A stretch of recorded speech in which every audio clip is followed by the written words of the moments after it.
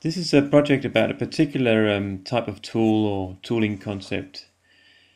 It's a concept known as reconfigurable tooling. It's even been described as universal tooling or even as ideal tool. The idea is that you have a tool that can be reconfigured to represent a number of different shapes and forms, or produce a number of different shapes and forms. In this case, the tool or the mold is made up of perforated screens in which pins are set. I use this technique in this case for kiln forming glass to make a glass bowl. Once the pins have been put in the desired position, they can be fixed by tightening some side clamps. Next stage in the process is to prepare the glass for the molding process. I use round glass discs, and I use a circular cutter to cut these discs. It's slightly ironic with this project. The idea of the project is to have these single universal tools that can be used for all sorts of things, but actually the whole process requires a whole range of different tools to complete the whole process.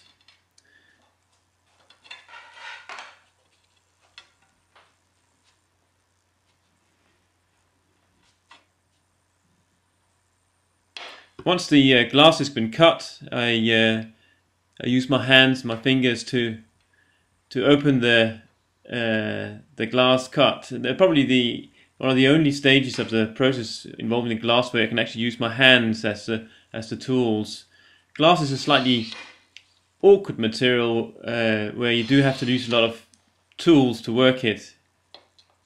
My background is as a potter, as a ceramicist, and in that process you use your hands much more directly with the medium. With glass, you either working with it cold or hot, you do always seem to have to use tools or range of tools to manipulate it. I use a tinted window glass for this project. It's also called window glass, also known as float glass. It's made on a molten bed of tin, and that presents some challenges in terms of treatment. You use a particular little instrument with an ultraviolet light to identify which side of the glass has been in contact with the tin, and then this side has to be treated with an acid to prevent the glass going matte during the firing.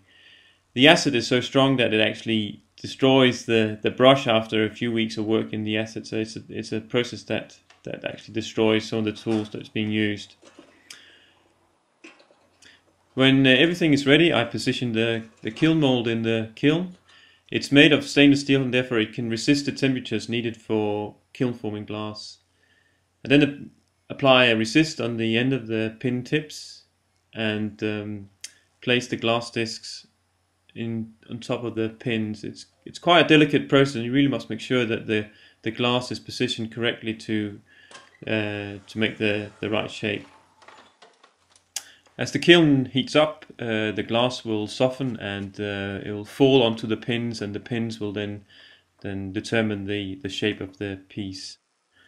The project started out as an exploration to see how digital tools can be used and utilized by individual practitioners. I designed the mold on a computer and got it made by a local laser cutting firm.